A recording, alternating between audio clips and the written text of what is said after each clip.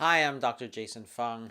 Today we're going to talk about advanced dietary strategies to lower your blood glucose and treat your type 2 diabetes without necessarily cutting carbohydrates. When we think about the disease of type 2 diabetes, remember that we're talking about a disease where our body simply has too much sugar. Carbohydrates, that's starches such as potatoes, rice, and bread, they contain glucose. That's their chemical structure. There's nothing you can really do about it. So when you're eating carbohydrates, you're eating glucose, and therefore your blood glucose will tend to go up. So one of the dietary strategies that is very effective is to reduce the total number of carbohydrates that you're taking. So a low carbohydrate diet can be very effective.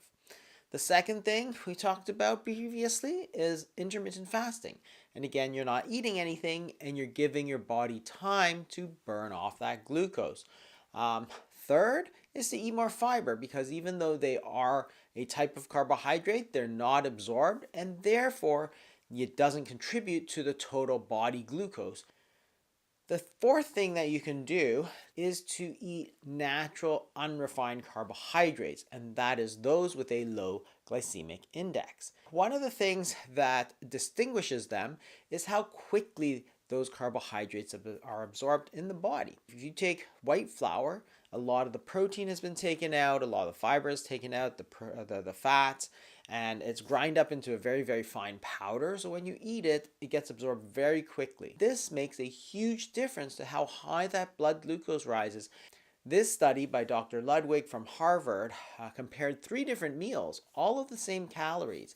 A high glycemic index breakfast, which was instant oats, a medium glycemic index breakfast of steel cut oats, and remember, the high and medium glycemic index not only have the same carbohydrates and calories, but they're actually the same food. They're just prepared differently, and this is what is called the food matrix.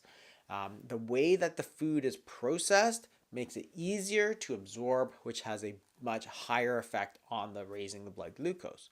And there was a low glycemic index breakfast of vegetable omelet, which is lower in carbohydrates, about 40% versus 65%. The change in the blood glucose is very different between all 3 meals. As expected, the high glycemic index meal is going to shoot up the blood glucose, as did the medium glycemic index. But look at the difference. When your body absorbs all those carbohydrates instantaneously, you get a very massive high peak in blood glucose, but then it just crashes and it goes much below normal. And what happens when the blood glucose goes down below normal is that you start to get hungry. And the low glycemic index, which of course had a much lower peak in glucose and also a much smoother blood glucose rise. At lunchtime, what they found was that the people who ate a high glycemic index breakfast, the instant oats, were much more hungry and therefore they ate much more.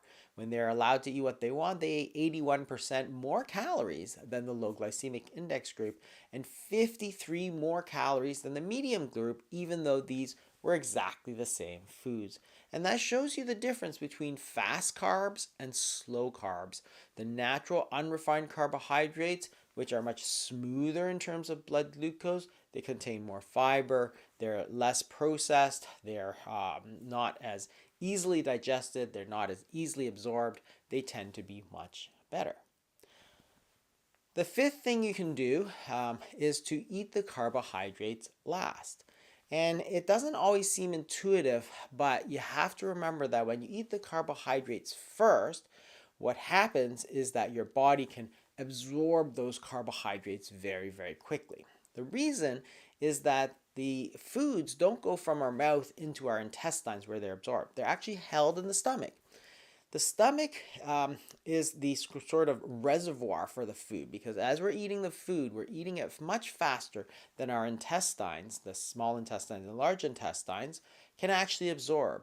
So if you eat pure carbohydrates, such as a slice of bread at the beginning of the meal, it goes into the stomach and the stomach is going to hold it. Then when the stomach pushes it out, it's sort of 100% carbohydrate.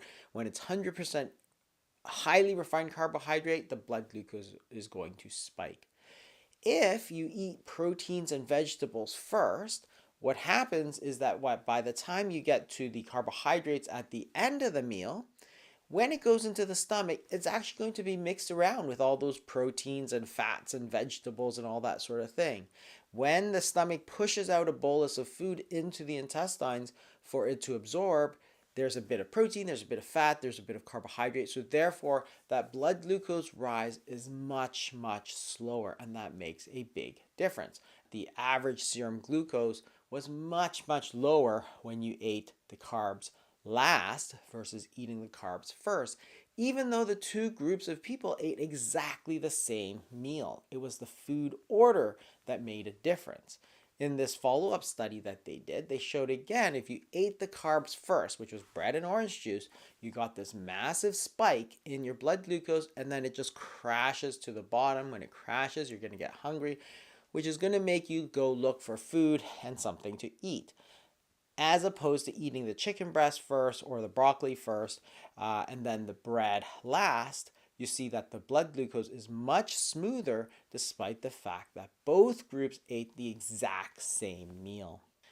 Number 6, don't eat naked carbs. You can add something like vinegar or acidic foods to actually slow down the absorption.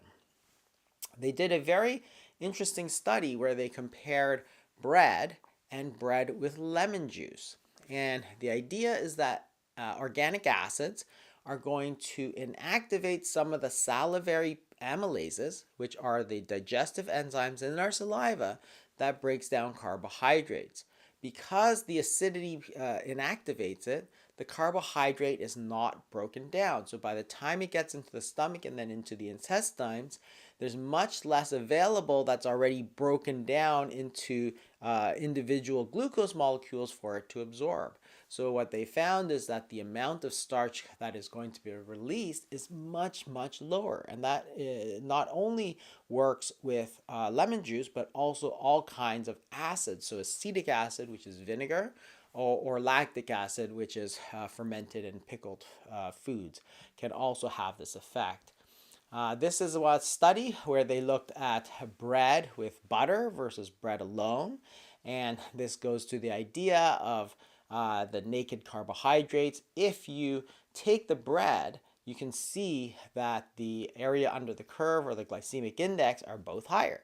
Glycemic index of 71. When you eat it with the butter or with olive oil, for example, you can drop it to 50, which is almost a 1/3 drop in the glycemic index simply by taking some olive oil with the bread.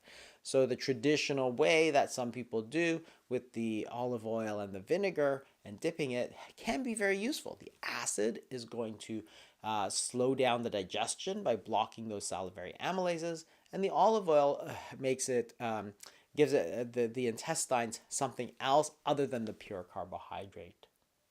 Number 7, add resistant starch. Resistant starch is a form of starch that your body cannot absorb. So starches are glucose. If you eat highly refined starches, you're going to absorb all that glucose. If you take rice and you cook it and then cool it, when that starch recrystallizes, some of it becomes resistant starch, and what you see is that the blood sugar level goes down much lower than if you ate pure rice. This doesn't work for potatoes because when you reheat the potatoes, all that resistant starch just gets broken down into glucose. However, if you eat cooked and then cooled potatoes, such as potato salad with some vinegar, for example, that means you're going to create some of this resistant starch in the potato, and then the vinegar is going to help that further slow down the rise. Number 8 is to walk within 30 minutes of eating. If you compare eating a meal and then walking compared to walking and then eating a meal, there's actually a major difference in the blood glucose. Why? Because after you've eaten a meal, there's all this glucose. And when you walk, you're going to encourage your muscles to start burning that glucose rather than storing it away. And because you don't want to store as much of it away, your insulin levels are going to fall. So, for example, in this study, they found that when you had a walk before the meal, it didn't really do much to the blood glucose. You see that the blood glucose there is about 6.5 after the meal. However, if you walk immediately after the meal, it's going to go right down to about 5.6 or so. So it's actually a significant drop. If you wait 30 minutes, it's sort of in between, and the longer you wait after the meal, the less effect you're going to get. And number 9, don't eat the late carb heavy meal. And the idea is that the later you eat, the more your body wants to store it away. Because after you eat, you're going to go to sleep, and therefore the body knows this, and therefore it's going to tell your body to store more of it away, and we don't want to store it away. If you look at this study, for example, comparing the same meal, but taking an early dinner versus a late dinner, you can see that the blood glucose rises much higher in the meal that you take later. And the difference is only a few hours. It's a difference between a 9 p.m. dinner and a 6 p.m. dinner. So for sure, you need to avoid those late meals for a couple of reasons. One, if you eat late, there's no way you can burn off that energy. You're going to get a higher rise in insulin, and you're not going to be able to make up for it. You're less likely to go for a walk afterwards because it's late. And then the third thing is that you're not going to be able to make up for it by eating less. If you eat a big breakfast, for example, you can always make up for it by eating less at lunch or dinner. But if you eat a very heavy late meal, there's nothing you can do. The day is over, you're going to sleep, all of that's going to get stored away. So those are some additional ways, other than just eating less carbohydrates, to lower your blood glucose naturally. Thanks very much. We'll see you next time.